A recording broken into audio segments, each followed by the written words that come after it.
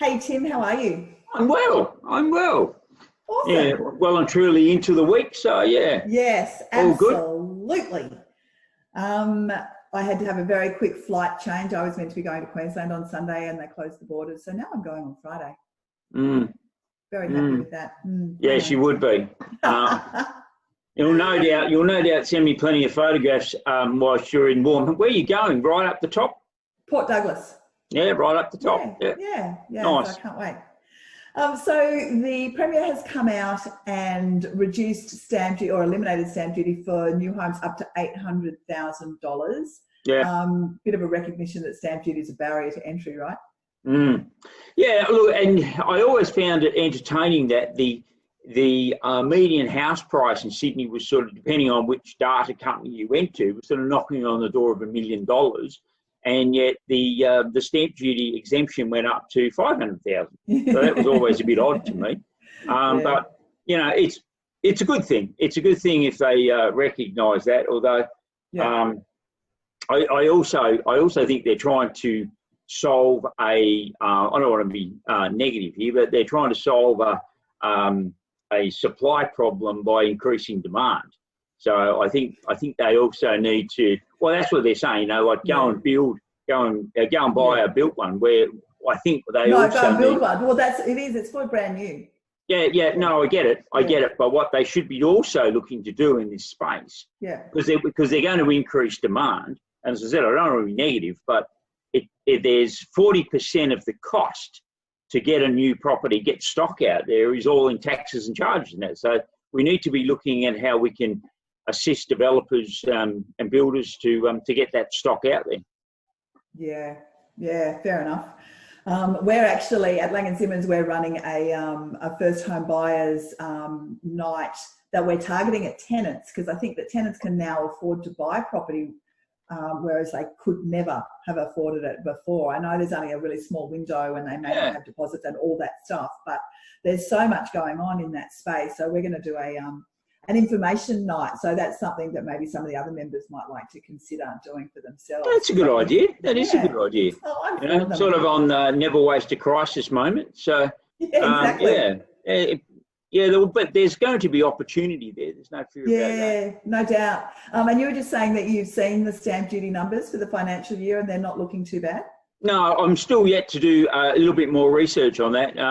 But I didn't look at it because I was worried about government's money. It's a really good indicator of just how much activity is going on in the market. Yeah. And it kind of supports what we are seeing with the auction clearance rates. You know, it's not. It hasn't gone down the drain at this stage. Yeah. It's still holding up reasonably well. So we haven't found that cliff yet. No, exactly right. You know, all the doomsdayers and everything.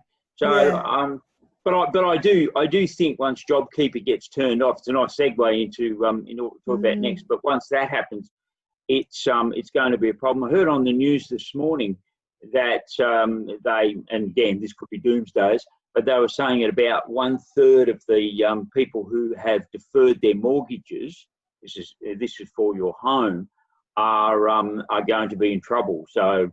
And they won't be able to service their property, their mortgages, won't be able to service the loan. So if that happens, there could be quite a lot of distressed properties hitting the market. Yeah, look, I think that there will definitely be some impact in that space, but based on every other headline I've read in the last few months, probably not quite as dramatic as the media are portraying. But that's right. That's right. It's. I always think that's funny because. I was talking yesterday to Louise and I were talking yesterday to one of the media folks and they ring me and they say, oh, we hear it's going to be 30. And I said, no, I don't think so. And then I don't get reported. They only want to listen to somebody who says it's going to be horrendous. And you know what? Right. It doesn't turn out to be that way. It doesn't turn out that way. Yeah. So you're right. Let's take the 1/3 with a grain of salt.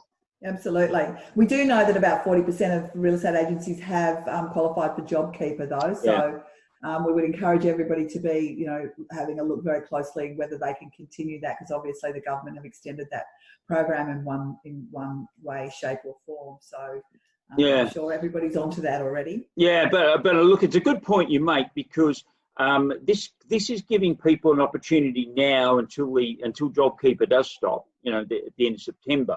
It's giving them an opportunity to look at their business and to reposition the business or do what is necessary to make any economies you can.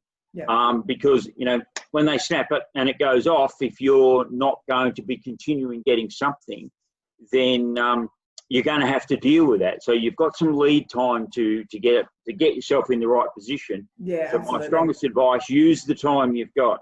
Yeah, absolutely. Now, we have got our Women on Boards event happening on the 12th of August. So that is a breakfast. There are still a few tickets left for that, and we will be appropriately socially distancing and all of that sort of thing. So please jump online and register if you would like to be part of that. And of course, board nominations are open. Correct. So people can have a look online and register for our AGM, but also to nominate for the board. So would encourage people to consider that. And of course, I'm always available if anybody wants to talk about what those obligations look like. You can just reach out. As am I, from I guess on a different perspective to you. But we always get strong engagement, people wanting to participate in the board, which is awesome. Which is wonderful. And we've got the NAC, the Novice Auctioneers, is happening in the CBD this Friday night, 6 o'clock at Auction Works in Margaret Street in the city. So again, register online. We have got just a few tickets left for that. And obviously we're only taking the appropriate number as can fit in under the restrictions. Yeah, and you won't get better entertainment. It's always good fun and to watch the newbies have a go, and when you see them there, having their first go at being an auctioneer, only 2 years down the track, and then they're one of the leading stars out there. How many times have we seen that? Time and time again. It's been amazing. And the last thing I've got on my list is that Reef have put a submission forward to change the MITA test. Obviously, with everything that's gone on, that's really important, but they have not had a response yet. We're still waiting to hear what the outcome of that submission is. So hopefully by next week, we'll be able to report on that. Yeah. There's also I was also had some interesting one here the other day dealing with the borders.